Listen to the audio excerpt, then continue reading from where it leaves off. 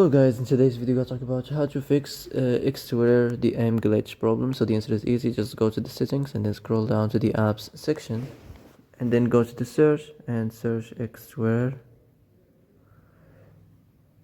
and next go to the storage, and here you will find this clear cache option. Click on it. Now you can go check it if it worked, and if it didn't you can try to restart your phone or turn the Wi-Fi off and on, or the Bluetooth or the airplane mode.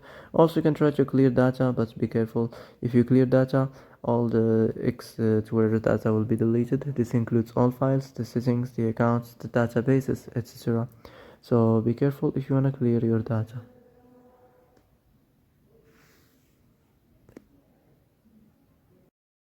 So that's it for today's video. I hope this is the answer you've been looking for. If you like this video, don't forget to like and subscribe, and see you in the next video.